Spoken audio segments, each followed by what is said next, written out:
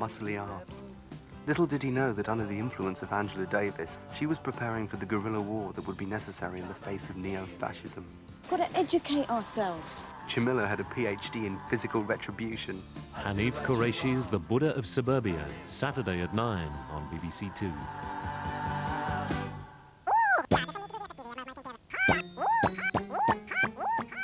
It used to be called Czechoslovakia, but on January the 1st, 1993... it was chopped down the middle and became two separate countries.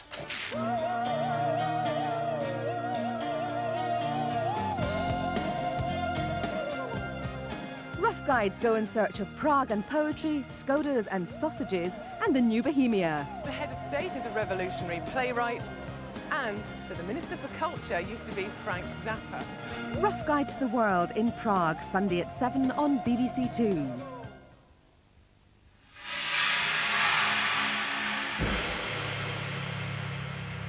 Well, now on BBC2, Wanted, somebody to travel the world aboard a luxury liner, all accommodation and food paid for, stay up late every night, singing and dancing, and sunbathe by day. Situation Vacant.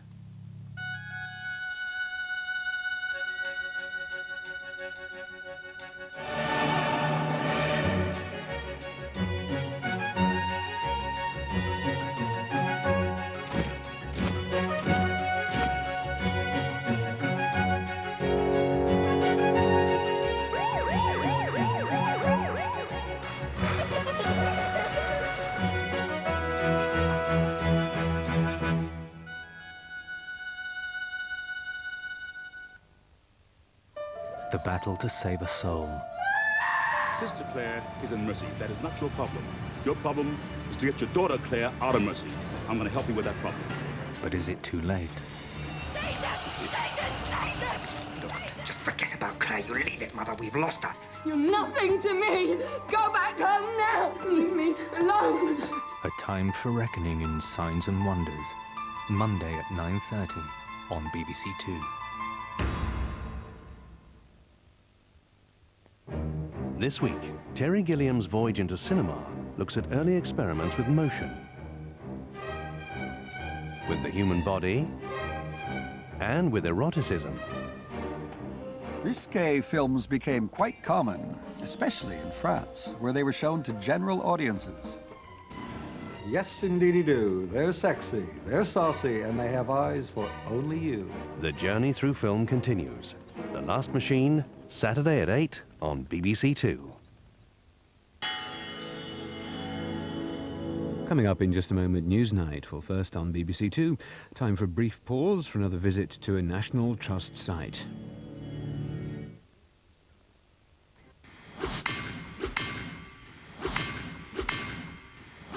The New Look Money Programme, investing in the news. The criminal trail leads here to Hong Kong, the credit card counterfeiting capital of the world. Giving credit if it's due. The sort of advance which is sparking new debate on the viability of electric vehicles. Counting the cost. The commercial exploitation of plants like the Kenyan pyrethrum by genetic engineers in the developed world is big business. That's the Money Programme, Sunday at 7:40 on BBC2. All programmes have now been suspended on all channels to allow the broadcast of this film held in reserve for times of crisis. In times of crisis, you can turn to BBC2. I've had more relaxing times than a crash stimulator. BBC2, the kind of excitement you don't get elsewhere. The atmosphere here hangs heavy like a big smell. The smell of men together, the smell of cat's musk. Oh, dearie me. News. London Transport say they may have to close the underground system due to an infestation of horses. Oh, I can't wait! BBC2 on Friday, a great deal of excitement. Yes, yes, yes, yes, yes, yes, yes, yes, yes, yes, yes.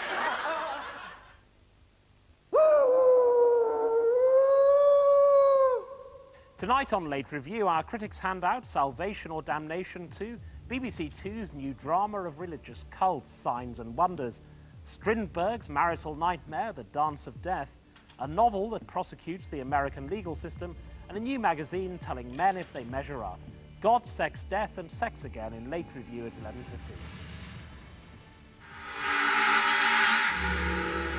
This is BBC2. The Tory rebels claim the majority of the British people are behind their sweeping rejection today of much of government policy on Europe. So why don't they go the whole hog and declare they're forming their own party?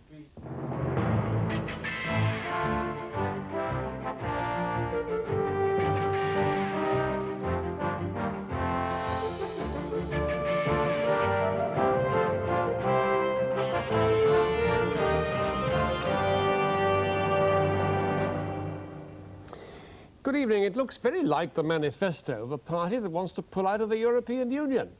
But these are the MPs who only a few days ago some Tories were hoping would be back in the ranks within a fortnight or so. How will their call for the scrapping of common farm, fishery, monetary, defence and foreign policy go down with Conservatives and with those protesters who are fighting their own campaigns against Brussels? We've invited two of them to the studio to discuss the political impact of today's deepening Tory split with MPs on both sides of the divide, Sir Teddy Taylor and Peter Temple-Morris, Vice Chairman of the party's European Affairs Committee. Also tonight, day 2 of our study of the changing ways of working. Graham Ingham discovers that the key to success is to motivate workers, not to fill them with fear that they could be out of a job. And as America introduces a new drug to cure alcoholism, we'll debate whether enough is done here to combat one of the biggest killers of all, too much drink. Labour's Shadow Foreign Secretary Robin Cook said tonight that the Tory MPs who've lost their party whip have split in two the olive branch they were offered by John Major. Earlier this week, Mr Major, in a clear gesture to the rebels, confirmed that he would veto any constitutional changes in the European Union that would be bad for Britain. Today, they've come up with a declaration of aims on Europe that would go far further than that and cut a whole range of existing links with the Union. They say they don't want to create a party within a party, but as Mark Mardell reports, the rebels' action does look rather like a political declaration of independence.